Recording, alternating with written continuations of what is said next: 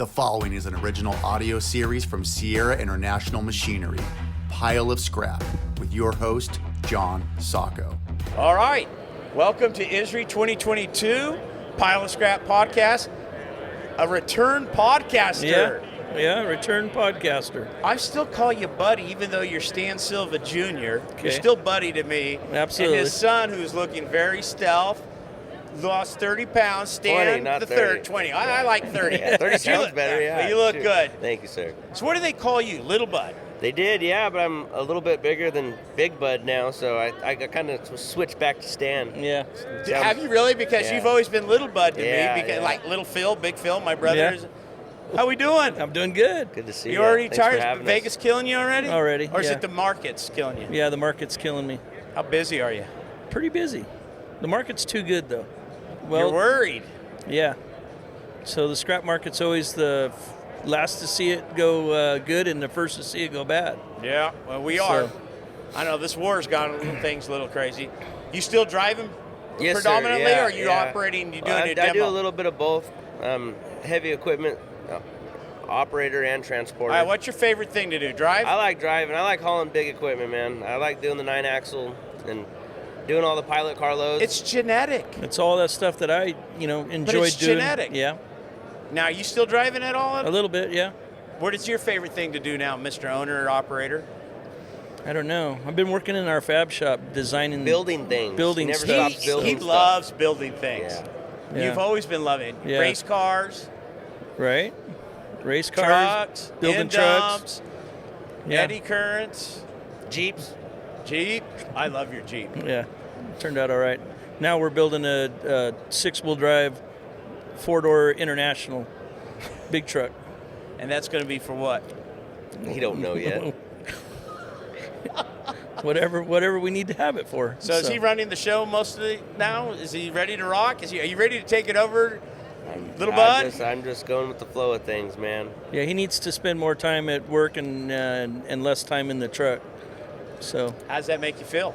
Yeah, I know the trucking's going to slowly start dwindling down. So like I was telling him last night, I'm just enjoying it.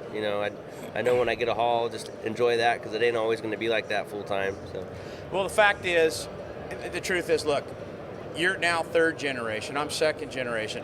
And you got to come in from... fourth generation. That's right, Yeah, Grandpa. yeah. Please forgive me. But you're going to have to come in. yeah, Yeah. I You know. got to understand the day-to-day stuff that makes his goatee gray. See, yours is not, you don't have any gray hair Starting yet? to, yeah, dealing with him. yeah, Well, he's about ready, isn't he? yeah. He's getting close. I could see it. Yeah, You have matured so much. And I don't mean that in a negative, but I mean the presence. You have it now. So that comes to the yard now, doesn't it? Oh, absolutely. Having the fourth generation and having his knowledge that he's learned from me, from my dad, and from my grandpa. It's priceless. And to have his abilities that he's gained on his own doing what he does, it just makes it for a stronger dynamics for the future. All right, I want to touch on something real quick because this is where I want to know where you come in. When you put in your new shear and your new material handler, you did a lot of environmental, what do we want, containment. Oh, yeah. Were you part of that? Pretty much. I try to be a part But of do a you little bit of understand the importance of what? See, Absolutely. cutting edge. And and that is when you go from the truck and come back, because everything we do in California, we have to stay on that cutting edge. Absolutely. What was done a few months ago is obsolete pretty soon, meaning there's always going to be more to do. And I think it's not as fun as driving a truck, No. not as fun as running a But material it's handler. mandatory. Absolutely. Absolutely, yeah. So you've been teaching them that? Yeah. So having how we structured the new 900, and with the new material handler and everything that we've put together and built containments and walls and just tidied up the place that much more. I mean, we already have our yard almost looks as good as yours, so we're working on it. So Now you taught me something. Your dad taught me something about material handlers. I came into the yard and he goes, "How many hours do you think that Lee Bear has on it?" And I said, "I don't know, 200-300 hours." 10,000 hours. Not a scratch on the back. Right? We do not have a scratch on the back of our material handlers that we've had for over a year. All our brand new forklifts, every employee knows there's not a single excuse to scratch the back of that forklift. Yeah, you take And care of you it. taught me that. And I'm being real. You taught me that. Well, when you buy it, you go out and spend, 180 to 200 and something thousand on a piece of equipment. It's like going and buying a Ferrari, right? So, Right. So are you going to take this Ferrari and drive it into a concrete wall, like some of these operators do? And so what we've done is, made it to where these operators stay with that piece of equipment until they get a new one. And our 7th material handler just came in and we painted our Beautiful. colors and everything. I saw it. That's fantastic. And so it was supposed to be in December, but with everything going on, and we were supposed to do our podcast on it. I was supposed to come up. Well, Yeah. we're here in Vegas. Yeah. Well, let's not have a conversation here. Well, we'll have that, and then we'll have another to one, still too. do another one there. So. Question for you. Yes, sir. Now, when you walk the floor at your business, okay, are you the SOB, son of the boss, or are they looking up for you for leadership right now? How do you feel about I that? feel that I got a good relationship with the majority of all of our employees. I mean, they're all family to me. A lot of them watched me grow up as a little kid, and I definitely got it. There's a big respect. I don't know how to explain it, but they respect me and I respect them. Well, that's a Silva trait. Yeah. Treating people with dignity. That is, and respect. That's a Silva trait. That goes back. But your hard work and what you've done is what they don't look at you as he's just the SOB, son of the boss, because you're out there hustling. You're out there Right putting along all with the them. hours in. Absolutely. And you wouldn't have it any other way, would you? No, I don't think so. No, I like what I do. It's a little bit of everything. All right. So we like work, What's your hobby now? Mine? What's your hobby? Being a dad. I'm a new dad, so that's Tell us awesome. about your kid real quick. Stanley George Silva IV. See, that is so I beautiful. couldn't think of any other name. I wouldn't let him have another name. How old is he? It's 5 months yesterday. Yeah. Fantastic.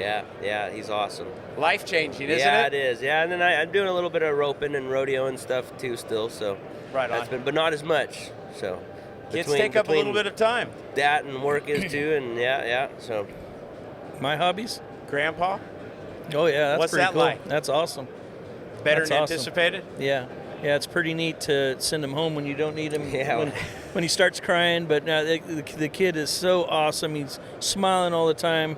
He's hardly ever cries, and just very searching. Always inquisitive. looking. If you you're know? talking to him, he will look at you Yeah, and so- try to figure out what he. Yes. How long before he starts driving a truck? Well, he was feeding cows yesterday in my wife's Audi, and he was holding the steering wheel. I got a video. That was Yeah. awesome. Yeah, See, that's and that's what makes it. That's what we do this for. well. To bring the families in, and there's so many generations that don't want to follow in their family's footsteps, and I think having our opportunity that we've had the chance of following in Dad's footsteps, and in him, my son doing the same thing. You always hope for that, and we're getting that. And that's the What would your dad say today about little bud? I don't know. It's hard to talk about Dad. I know. How much did you know your grandpa? He was my best friend. Yeah, he passed when I was 12, but I think I got the nickname Little Buddy because I was always with him. Yeah. And I was his little buddy. I was his favorite, he always said. Yeah. I'm not supposed to say that. But you know what? You had 12 unbelievable Yeah, years. Absolutely. I learned a lot. Yeah. I was always on the excavator with him in his lap on a lot of jobs. He'd pull me out of school to go on jobs. I remember that. And so when I was driving a lot when I was in my early 30s, and so Buddy, he was staying with my dad as my babysitter, and which made it so much better because he was learning. Babysitting my ass. You were in the excavator. Come here. You're going to work, kid. Yeah. You're like, I I can was play all with about these it. big toys. Yeah. Are you kidding? This is the I best still do. Tonka truck I Yeah, get. yeah, Yeah. it's awesome. I wouldn't trade it. Wouldn't have it any other way. See, I love this. To me, this is part of our industry that needs to be continued told, because so many people want to know, fathers, you know, like, okay, my son's 20, or he's going to be 20 in July. My daughter's 22. Really haven't pushed anything upon them. Little Phil, as you know, I mean, my nephew, he's just all in. He wants all what people.